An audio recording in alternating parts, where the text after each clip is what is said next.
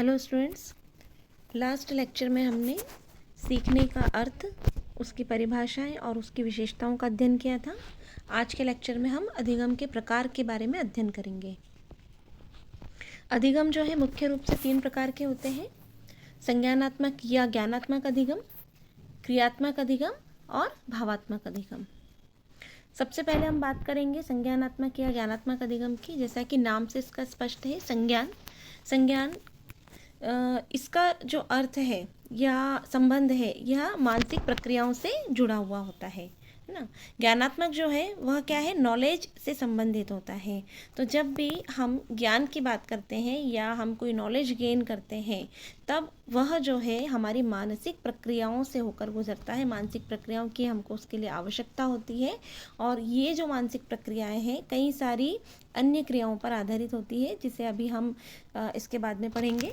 तो यहाँ पर जो संज्ञानात्मक या ज्ञानात्मक अधिगम है, इसका जो संबंध है वह ज्ञान से है। अर्थात जो अधिगम करता है, जो लर्नर है, वह क्या कर रहा है, इन मानसिक क्रियाओं के माध्यम से अपने नॉलेज में बढ़ोतरी कर रहा है, अपने ज्ञान में बढ़ोतरी कर रहा है, अपने नॉलेज को गेन कर रहा है या इंक्रीज कर रहा है। अब इसके अंतर्गत क्या है कि इस जो संज्ञानात्मक अधिगम है, इसके भी 3 प्रकार होते हैं मुख्य रूप से।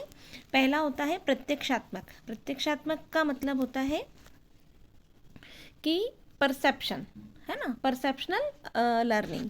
दूसरा होता है आपका प्रत्ययात्मक, ये प्रत्यय से बना है, ये लर्निंग जो है प्रत्यय से बनी है। प्रत्यय का मतलब होता है कंसेप्ट, तो दूसरा जो है वो है कॉन्सेप्ट लर्निंग। और तीसरा है साहचर्यात्मक अधिगम, मतलब एसोसिएटिव लर्निंग। प्रत्यक्षात्मक अधिगम को हम परसेप्चुअल लर्निंग कहते हैं, लेकिन परसेप्चुअल जो है ना, इसको हमको समझने के पहले हमको रिसेप्शन या रिसीविंग को समझना पड़ेगा कि रिसीविंग क्या होता है। तो रिसीविंग जो है, जब हमारे सेंस ऑर्गन्स किसी भी नॉलेज को, है ना, या किसी भी ज्ञान को या अपने आसपास में इंटरेक्ट करके किसी भी बात को जब वो ग्रहण करते हैं, तो वह ग्रहण करने का जो माध्यम है वह अपना कुछ भी हो सकता है, विजुअली भी हो सकता है, हियरिंग भी हो सकता है, फिर आपका छूकर भी किसी चीज़ को हम समझ सकते हैं, नॉलेज ले सकते हैं। तो ये हम जितने भी हमारे रिसीविंग मोड होते हैं, उन रिसीविंग मोड से जब कोई इन्फॉर्मेशन हम तक पहुंचती है, तो वो क्या होता है, रिसेप्शन या फिर रिसीविंग। अब पहुंचने के बाद में वास्तव में एक्चुअल में जो इन्फॉर्मेशन हमको मिल रही है ना, अब वो जो इन्फॉर्मेशन है वो क्या है, तो उसको समझने के लिए क्या होता है, मानसिक प्रक्रियाओं की आवश्यकता होती है। तो ये जो मानसिक प्रक्रियाएं हैं, जो मेंटल प्रोसेस है, जिसको कि हमने संज्ञान बोला है, संज्ञानात्मक प्रक्रिया बोला है, तो ये जो मानसिक संरचना है, यह 2 चीज़ों से मिलकर बनती है। एक होता है आपका रिसेप्शन, दूसरा होता है परसेप्शन। रिसेप्शन जो है रिसीव करता है, किसी भी सेंस ऑर्गन से वह रिसीव करता है, उसको हमारे माइंड तक पहुंचाता है। माइंड जो है प्रोसेस करके उसको क्या करता है, परसेप्ट करता है, मतलब उसका प्रत्यक्षीकरण करता है। प्रत्यक्षीकरण की जो प्रक्रिया है उसमें क्या होता है, हम जो वास्तव में जो उसका अर्थ है ना, उसको उसी रूप में हम समझते हैं। जो भी हमें सूचना प्राप्त हुई है, वहाँ पर हमको उसका क्या होता है, अंडरस्टैंडिंग या अवबोध, समझ, या वहाँ पर हमको उसका परसेप्ट हुआ, प्रत्यक्षीकरण आ रहा है समझ में। तो इस तरह से पहला जो है अधिगम का प्रकार प्रत्यक्षात्मक, कि यहाँ पर हम क्या कर रहे हैं कि प्रत्यक्षीकरण कर रहे हैं। अब प्रत्यक्षीकरण जो है वह किस किस प्रकार से हो सकता है, मूर्त वस्तुओं को छूकर, देखकर, सुनकर, है ना, सीखना। तो इस प्रकार का जो अधिगम होगा वह प्रत्यक्षात्मक अधिगम होगा। यह जो अधिगम है खासकर जो बाल्यावस्था के जो बच्चे या विद्यार्थी होते हैं उनमें पाया जाता है। और इसका जो संबंध होता है वह इड से होता है, इदम से होता है। इदम जो है हमारे मस्तिष्क में, ये क्या होता है, अनकॉन्शियस होता है, मतलब अचेतन की अवस्था में होता है। और इसका जो एक संबंध और है वो होता है कि जो हमारा एक बेसिक जो नेचर होता है, बेसिक जो एटीट्यूड होता है, जन्मजात प्रवृत्ति हम जिसको बोलते हैं, तो वो जो जन्मजात प्रवृत्ति का जो संबंध होता है वह हमारे इदम से, इदम के अंतर्गत पाया जाता है। अब नेक्स्ट हम बात करेंगे प्रत्ययात्मक। प्रत्ययात्मक जो होता है वो होता है कंसेप्चुअल लर्निंग, है ना। इसके पहले हमने क्या देखा था, परसेप्शन। परसेप्शन में क्या हो रहा है कि रिसीविंग हो रही है ना, मेंटल प्रोसेस के थ्रू रिसीविंग हो रही है, देन रिसीविंग से हम लोग क्या कर रहे हैं, उसको परसेप्ट कर रहे हैं। लेकिन वहाँ पर क्या हो रहा है, कि हमारे पास में किसी भी वस्तु का या हम जो लर्निंग जो हमारी प्रोसेस है तो वहाँ पर हम हमारे सामने वो मूर्त रूप में होना आवश्यक है। ठीक है। अब यहाँ पर इसलिए वो छोटे बच्चे जब सीखते हैं, है ना, तो सीखने की जो अवस्था है तो वहाँ पर प्रत्यक्ष रूप में जो उनके सामने जो चीज़ें होती हैं जिसको वो देख कर, छू कर, सुनकर, समझकर, है ना, उसका अनुभव लेकर जब वो कोई ज्ञान प्राप्त करते हैं तब वह कहाँ पर होता है, प्रत्यक्षीकरण पर होता है। फिर बच्चा जो है, विद्यार्थी जो है, जैसे जैसे वो बड़ा होता है ना, तो जब वो बड़ा होता है तब उसके फिजिकल डेवलपमेंट के साथ साथ मेंटल डेवलपमेंट होता है, और ये दोनों जो डेवलपमेंट है उसके मैच्योरिटी को डिसाइड करते हैं, मतलब उसकी परिपक्वता को डिसाइड करते हैं। जब परिपक्वता आ जाती है, एक मेंटल मैच्योरिटी आ जाती है, फिजिकल मैच्योरिटी आ जाती है, तब यहाँ पर क्या होता है, हम प्रत्यक्ष से निकल कर प्रत्यय पर पहुँचते हैं। मतलब हम परसेप्शन से निकल कर कहाँ पर पहुँचते हैं, कंसेप्ट पर पहुँचते हैं, कॉन्सेप्ट लर्निंग पर पहुँचते हैं। तो जैसे अपन बोलते हैं ना कि यार मुझे इसका कॉन्सेप्ट क्लियर नहीं हो रहा है, मतलब कि यहाँ पर मैं किसी चीज़ को समझना चाह रही हूँ, तो जब हम प्रत्यक्षीकरण की अवस्था में होते हैं ना, तो कई बार कुछ चीज़ें हमको रट कर सीखनी पड़ती है, रट कर हमको याद करनी पड़ती है। मतलब हम जो रहते हैं वो कैसे होते हैं, रोट मेमोरी के ऊपर हम काम करते हैं। लेकिन कंसेप्चुअल में क्या होता है, कंसेप्चुअल में हमको जो हमारे कंसेप्ट हैं वो क्लियर होना चाहिए, वो हमको समझ में आना चाहिए। तो इसके लिए हमें किस चीज़ की आवश्यकता होती है, अमूर्त चिंतन की, है ना। तो जब विद्यार्थी या बालक की जो मेंटल प्रोसेस है वो कहाँ पर चली जाती है, एब्स्ट्रैक्ट पर। पहले क्या था, कॉन्क्रीट था, दूसरे नंबर पर क्या होता है, एब्स्ट्रैक्ट। ये जो एब्स्ट्रैक्ट थिंकिंग जो होती है ये थोड़े से हायर लेवल की होती है। इस लेवल में बच्चा कब पहुंचता है, जब वह किशोरावस्था में होता है। मतलब जब एडोलेसेंट बच्चे जो होते हैं तो उनमें थोड़ी थोड़ी तार्किक क्षमता जो है वह आ जाती है। तो अब उनका जो सीखना जो है वह अधिगम कहाँ पर पहुंच जाता है, कॉन्सेप्ट पर पहुंच जाता है। ठीक है। तो यह जो है यह किशोरावस्था की एक मुख्य विशेषता हम बोल सकते हैं, और इसका जो संबंध है वो कैसे होता है, ईगो से होता है। अब ईगो से होता है, इसका मतलब क्या हुआ कि जो हमारा ईगो होता है, मतलब जो अहम होता है ना, तो अहम का जो भाव होता है मतलब स्व, है ना। जैसे कोई भी काम है तो स्वयं करना, स्वयं की इच्छा। कई बार बच्चों में होता है ना कि मैं, है ना, मुझे, मैंने ये करा है, मैंने वो करा है। तो यहाँ पर क्या है कि वह खुद की एक एग्जिस्टेंसी बनाते हैं, खुद को एक अलग अस्तित्व में रखकर बात करते हैं। तो यहाँ इसका जो संबंध है वह कैसे होता है, अर्ध चेतन मन से होता है। मतलब सब कॉन्शियस माइंड जो होता है वह उनके अहम से, ईगो से जुड़ा हुआ होता है। अब नेक्स्ट जो है उस पर हम बात करेंगे, ये क्या होता है, सहचर्यात्मक अधिगम, मतलब एसोसिएटिव लर्निंग। एसोसिएटिव लर्निंग जो होती है उसके लिए दो बातें होती हैं खास। एक तो ये होता है कि जब हम जो हमारा प्रीवियस नॉलेज होता है ना, ये वाली जो लर्निंग है ये कहाँ से रिलेट करती है, हमारे प्रीवियस नॉलेज से। मतलब हमने अपने जो पुराना एक्सपीरियंस है, मतलब जो भी हमने लर्न करा है या जो हमने एक्सपीरियंस गेन किया है या जो हमने एनवायरनमेंट से इंटरेक्शन करके चीज़ों को समझा है, जो ज्ञान लिया है, तो अब हम क्या कर रहे हैं कि समान परिस्थितियों में उसी ज्ञान का हम क्या कर रहे हैं, उपयोग कर रहे हैं। तो यहाँ पर समान अधिगम परिस्थितियों में, है ना, एक अधिगम प्रक्रिया के साथ में दूसरे अधिगम को भी जोड़ दिया जाए, तो इस प्रकार की जो लर्निंग है वह कौन सी लर्निंग होती है, साहचर्यात्मक अधिगम।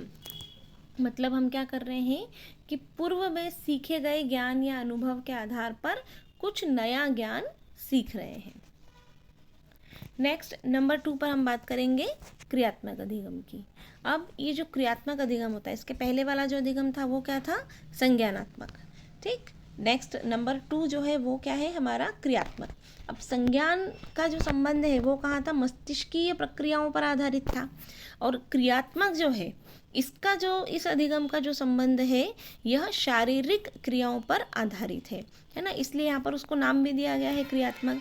तो क्रियात्मक का मतलब क्या होता है कि जब बालक या विद्यार्थी कुछ ना कुछ परफॉर्मेंस के थ्रू, कुछ ना कुछ शारीरिक क्रिया के थ्रू, है ना, इसको हम साइकोमोटर एक्टिविटीज़ भी कह सकते हैं कि जब हम साइकोमोटर एक्टिविटीज़ को करते हुए लर्निंग करते हैं या लर्निंग पर पहुंचते हैं या हमारा कुछ अचीवमेंट होता है, तो इस तरह की जो लर्निंग है वह क्रियात्मक अधिगम या फिर फंक्शनल लर्निंग कहलाती है। इसका जो संबंध है साइकोमोटर डोमेन के साथ में होता है। अब कौन कौन सी इस तरह की जो क्रियाएं या प्रक्रियाएं हैं जो कि हमारे शारीरिक उससे संबंधित होती है, जैसे कि तैरना।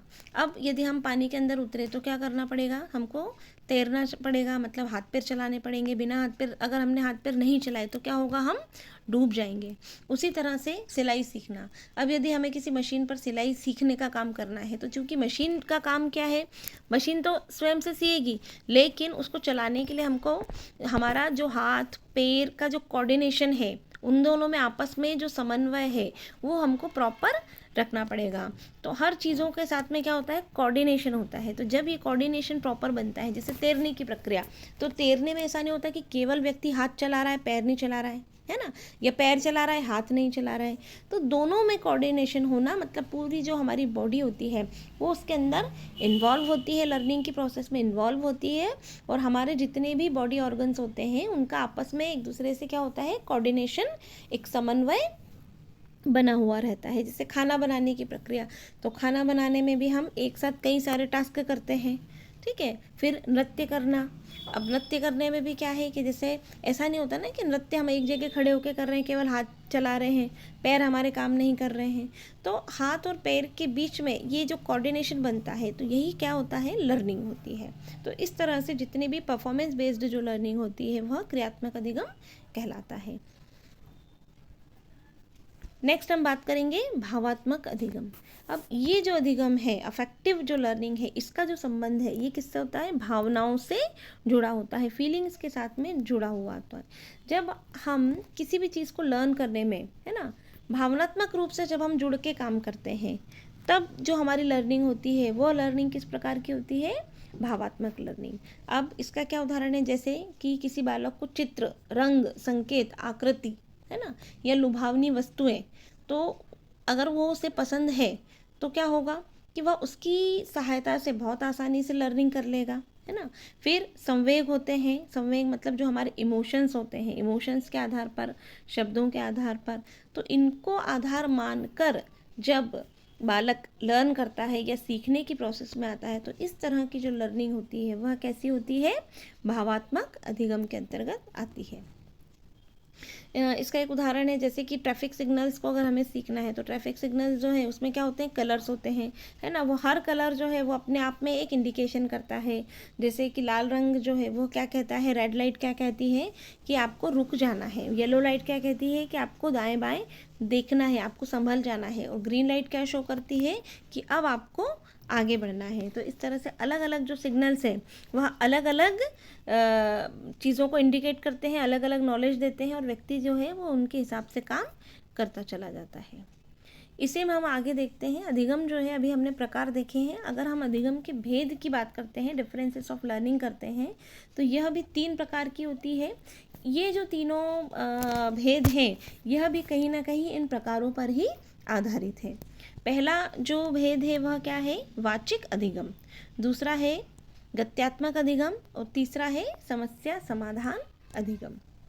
सबसे पहले हम बात करेंगे वाचिक अधिगम की। वाचिक अधिगम जो है इसका संबंध शब्द, भाव, संकेत इत्यादि के आधार पर होता है। मतलब जब हम शब्दों से किसी चीज़ को सीखते हैं या भावों से, संकेत से सीखते हैं, तो इस प्रकार का जो सीखना है वह क्या होगा, वाचिक अधिगम के अंतर्गत आएगा।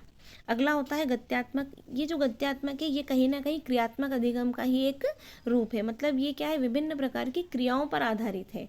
यहाँ पर हमको कुछ ना कुछ साइको मोटर एक्टिविटीज़ में इन्वॉल्व होना पड़ेगा, कुछ इस तरह की एक्टिविटी हमको करना पड़ेगी, है ना, जो कि गत्यात्मक रूप से होती है, परफॉर्मेंस बेस्ड होती है। फिर अगला होता है समस्या समाधान विधि। यह जो समस्या समाधान विधि जो है इसका प्रयोग जो है यह किशोरावस्था और वयस्क जो विद्यार्थी होते हैं उनके द्वारा सबसे ज़्यादा किया जाता है, क्योंकि इसके अंतर्गत क्या होता है कि समस्या का ज्ञान, है ना। तो समस्या क्या होती है, कई बार हमारे आसपास होती है ना। तो हमको हमारे आसपास के एनवायरनमेंट से उस प्रॉब्लम को आइडेंटिफाई करना पड़ता है, उस प्रॉब्लम को की हमको पहचान करना पड़ती है।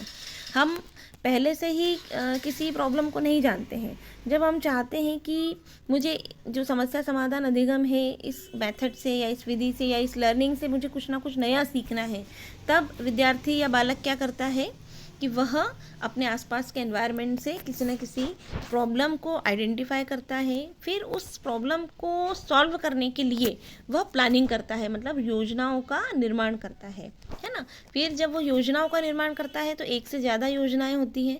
अब सही योजना का चयन करना, फिर वह क्या कर रहा है, सही योजना का चयन कर रहा है। फिर उस योजना को सिलेक्ट करने के बाद में, उस प्लानिंग को सिलेक्ट करने के बाद में उसको ऑपरेशनल मोड पर लेकर आना, मतलब उसको क्या करना, उस पर क्रियान्वयन करना।